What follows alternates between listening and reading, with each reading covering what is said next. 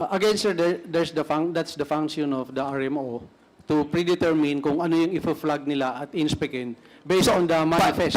Paano nagbe-predetermine? Based on the manifest, and then paano mo i-check kung talaga yun yung weight ng lahat ng laman ng kargong yan? Merong weighing scale doon talaga para pag napunta siya sa red, i-flag yan talaga, tapos i-inspectin niya ng port. Pinapractice yan. Opening ng containers, diretso na yung palabas. Lalo na pag ito ay trabaho. Or, nakatimbre sa lahat, kunyaring nawawala ang container, pero trabaho yun. So, yan yung nangyari po sa maraming nawawalang container. Nakuha ko na. So, in other words, Mr. Chairman, doon natin nakikita yung may problema. Most especially because Mr. Michael Yang is a consolidator. Am I correct?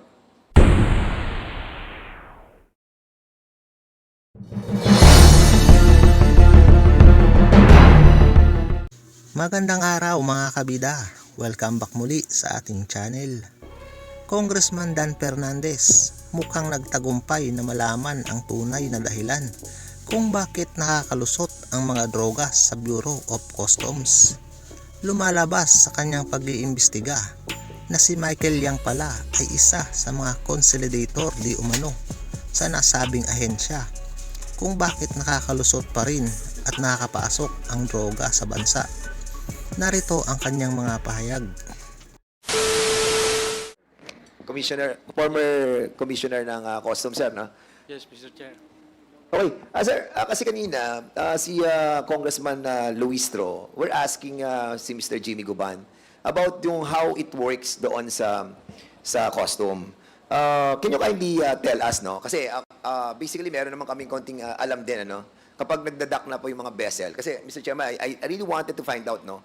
Kung saan ang pinaguhugutan ng mga custom, kung paanong nakakapasok itong mga container na sinasabi ni Mr. Jimmy Guban, na a lot of those containers, ang bilis nilang naitatago. So, from the docking ng vessel, ikaw bilang commissioner, what transpired once na they dock? Sir, Mr. Chair, unang-una, since 2017, 5 commissioners has already succeeded me. So the concept of operation Mr. Jimmy Guban has stated, I am not sure if that is still the same concept of operation the 5 commissioners has succeeded me. Wait, Commissioner, ang binabanggit ko po ganito. Once na yung cargo, dumating na po yung vessel. Dumating yung ship, andun yung cargo. Di ba? Parang aeroplano, pag may cargo ka, pagbaba doon, di ba? Unang-unang papasok sa aeroplano o kaya sa barko, syempre yung yung quarantine, di ba? Pasok yung quarantine, doctor, tingnan nila. Pag wala, pasok na kayo mga custom, yung mga immigration, tapos yung mga custom inspector, tapos tinitingnan nila yung mga sequencing ng mga kargong ilalabas. Kasi meron yung discharge ng mga cargo. So what happened? Kasi dito po natin makikita yung mga kargong ilalabas para makita natin, pag dadali sa warehouse, ano na nangyari? Doon nagkakaroon yung maraming sinasabi ni Jimmy Guban na nagkakabayaran di ba? Nagkakaroon ng proteksyon doon sa paglalabas ng cargo from the ship papunta sa warehouse. Ang tanong ko, since nandun na yung custom sa loob ng barko, halimbawa ilalabas, paano magko-commence yung operation on trying to get out all those cargos? Being the commissioner. Sir, yung binabanggit niyang iba, nadatnan ko na yun doon, yung let's say yung green lane. Bago ka mapunta sa green lane, there's a vetting process. Ito yung sinasabi niya mga international cargos na sila yung napatunayan na silang mga honest na traders, sila yung nandun sa green lane. Kasi if you need to inspect every cargo, magtatagal po yun, magkakaroon po tayo ng congestion sa pier. So ang ginagawa doon, ina-identify yung na-establish ng matitinong importers, sila yung napupunta sa green lane. May binanggit siyang red, at saka meron siyang binanggit na RMO, yung Risk Management Office, they're the ones managing the predetermination of these cargoes to be flagged para buksan siya. Kasi you cannot open all the cargoes. So yung napunta sa green lane, yun na yung hindi nabubuksan. Yung na-flag ng Risk Management Office na red, ito yung mandatory na inspectin. Yun po yung binabanggit niya kanina. And I think it's a good practice. Ngayon yung binabanggit niyang bonded warehouse, ito po yung mga nag-apply. Ang nag-approve po nito is up to the Secretary of Finance, na ito yung mga dinadala yung imported raw materials, they process it dun sa bonded warehouse and send it back abroad. Ito yung mga walang tariff. I think there's a law that covers that. Usually nasa PESA po yun, PESA zones. Yun yung sinasabi niyang bonded warehouses. Di ba, Commissioner, meron niyang tinatawag na manifestation, di ba? Kapag yung master of the ship, dala-dala yung manifestation, sigurado tayo na kapag binigay yung manifestation doon sa custom inspector, alam kung ilan yung ilalabas, alam kung ano yung bigat ng mga cargo. Am I correct? Meron po talagang pre-shipment na documents. And ito yung ginagawa nung trabaho to ng mga brokers. And then ito yung ini-inspect ng bawat port. We have I think 36 ports nationwide. So may mga port collectors. Yan po yung primary job po nila under the new customs law. So the final authority to release every goods sa bawat port is that's the role of the Pero yung sa manifesto, collectors. Hindi, sir. Sa manifesto, kasi yung manifesto yung magpapatunay kung ano yung mga cargo eh. Di ba? Ako yung ship, master of the ship. Ako may control nito, pati nung stowage plan. Di ba, stowage plan, kung ilan yung nakalagay ng mga cargo dyan. Alam ko yung weight niyan. Di ba? Kung alam ko weight niyan, alam ko kung ano yung stowage plan, eto na yung manifesto. Ako yung may ship. Ibibigay ko na ngayon sa immigration, sa custom inspector. Di ba? Ngayon, anong gagawin nila doon sa cargo inilabas sila? Are they going to mag-ano uli sila? Mag-weigh uli sila? Di ba dapat para makita mo kung may discrepancy? Di ba?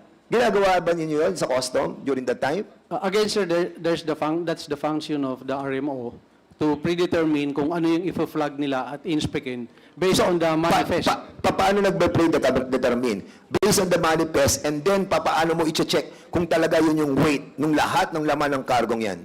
Merong weighing scale doon talaga para pag napunta siya sa red, i-flag yan talaga, tapos i-inspectin niya ng port. Pinapractice yan? During my time, it's practiced. Jimmy, Your Honor. pinapractice ba yan?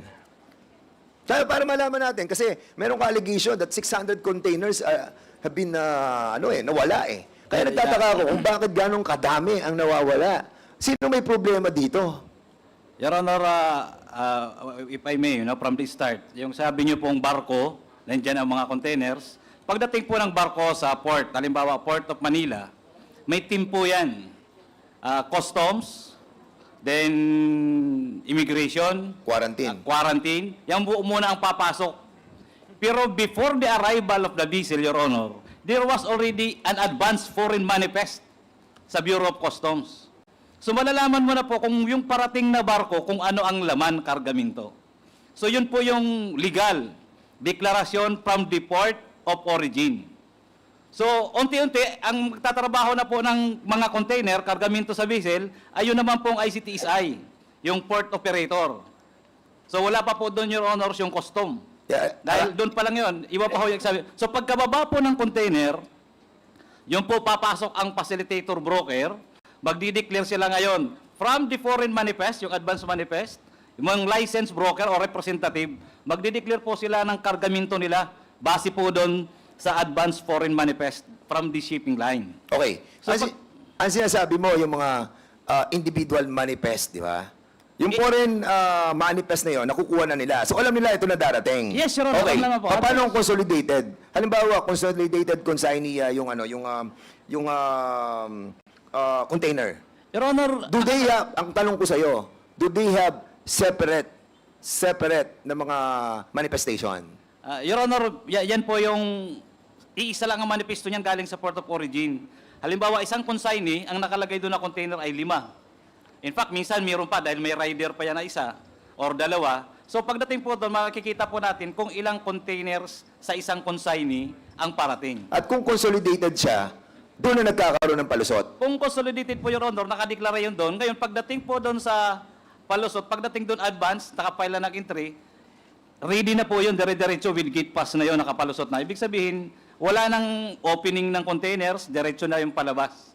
Lalo na pag ito ay trabaho. Or, nakatimbre sa lahat, kunyaring nawawala ang container, pero trabaho yun.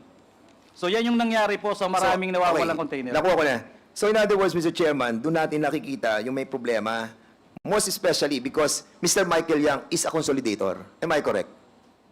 That's correct, Your Honor. Yes, Mr. Chairman. And being a consolidator of all these containers no, na dumarating, nakakapagpalusot sila eh.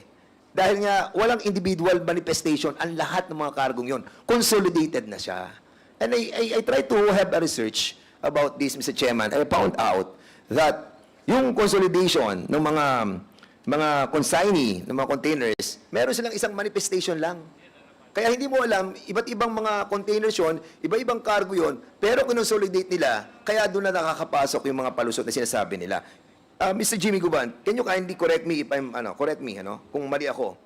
And after which, na malaman, yung ibang mga cargo doon ay walang individual manifestation. Yun ngayon na nakakalusot na dinadala from vessel to the warehouse. Am I correct? Yes, Your Honor, after filing of entries. And doon nagkakaroon ng tinatawag na connivance ang warehouse owner and the warehouse inspector. That's correct, Your Honor. And then, after which, kapag meron ng connivance at ayaw magbigay, so stay ka dyan sa warehouse. Is this correct? That's correct, Your Honor. And after which, na magkaroon ng ayusan, saka lang makakalabas yung mga container na yon. Yes, Your Honor. And then, maglalagay sila ng mga different kind of scheme. Like footnote, yung tinatawag na foreign to foreign na, ang tawag doon, foreign to foreign transshipment scheme. International transshipment, Your Honor. Yes, and yung tinatawag natin pass break.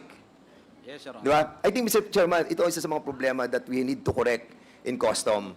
Because we found out that yung manifestation, yung advance manifestation na nanggagaling doon sa ship owner, yun, kaya natin i-check. But ang problem, kapag nag-consolidate na sila ng kanilang mga tinatawag na mga container, doon na tayo napapalusutan. Doon na nalalagay itong mga droga. Kaya nga, consolidator si Michael Yang eh. Doon niya nagawa, doon niya naitago, doon niya nailabas. With that, Mr. Chairman, I think maraming dapat ayusin sa custom. Specifically itong consolidation of the consignee containers. Kaya, for the meantime, Mr. Chairman, yun lang muna po ang itatanong ko. And I think I'll be asking na lang po mamaya afterwards. Thank you, Mr. Chairman.